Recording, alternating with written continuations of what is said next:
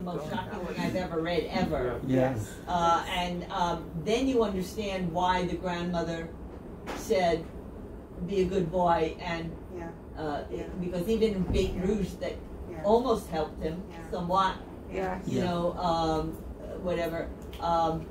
I've been with a black friend that I was very close to in school when I got my library degree, and we were best friends. I'm godmother to his son.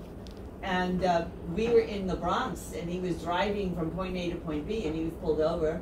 And he's very dark. He's from Ghana, and he spoke fluent Hungarian.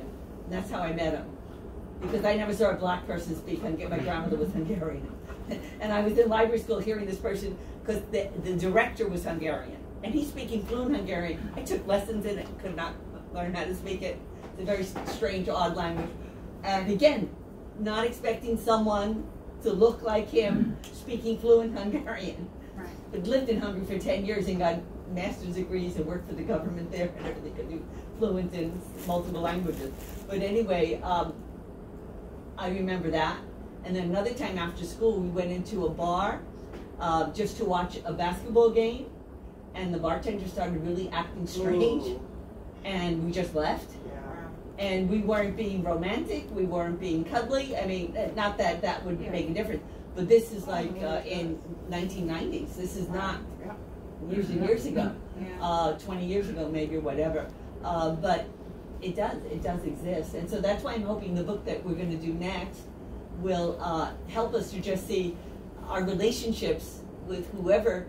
It's the person, not the color, or the eyes. I mean, is this a person that I really feel comfortable around, who's everything is fun and nice and wonderful? In Hawaii, the publishers would not publish his books with the faces of the children of Hawaii. The children of Hawaii are very Asian, very Polynesian, very European, very mixed. They call the rainbow people. And when I lived there, every third marriage was interracial. Right. So you could see a Japanese mother going in with a blonde child. You could see a blonde mother going in with a very Asian-looking child, or a brown child, or whatever. And if you saw wedding pictures, every color you can imagine. The Caribbean's like that too. I've had friends in the Caribbean. You see wedding pictures. It's like everyone has all kinds of shades of everything. And we could not get the publishers to publish our children's pictures because they didn't make enough money, you know, like they would in mainland United States.